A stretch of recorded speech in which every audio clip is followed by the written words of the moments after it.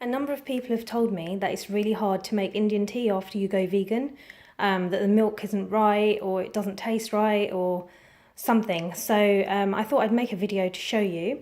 These are the ingredients I use to make Indian tea. It's only one of the milks, but I'll get to that later.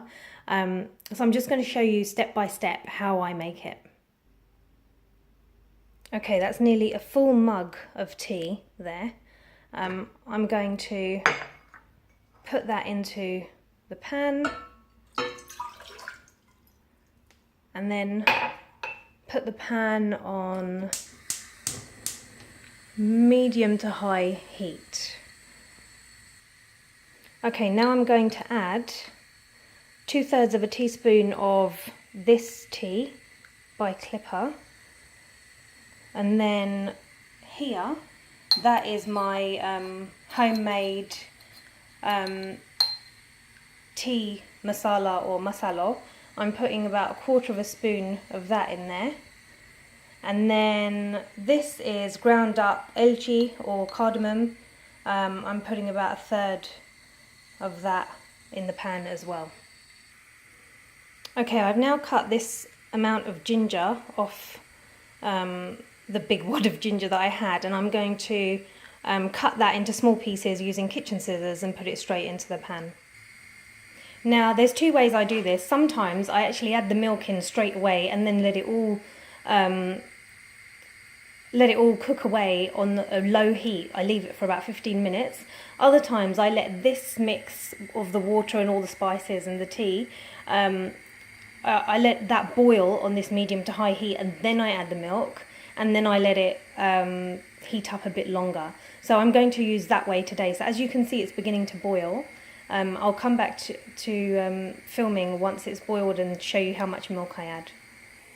In terms of the milk, I usually use this Oatly milk, or this oat milk by Oatly, and the long life version, but recently we've been using this semi version of it, the refrigerated one, and that's really nice. So I'm going to use that today, but both of them actually are delicious. The semi one is actually a bit more creamier, so if you like creaminess in your tea, you'd probably prefer that one, or the whole milk one, which is even creamier, or further than that, the barista version, which is even more creamy.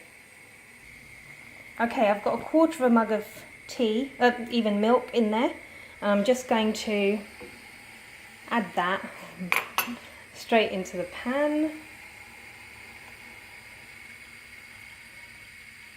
Right, now I'm going to leave that on a medium to high heat, because I haven't done it the other way where I just put all the ingredients in one go and put it on a low heat, and then I'll show you how that looks in a minute. It's boiling away nicely. Okay, that's been boiling for a few minutes now, so I'm going to pour it.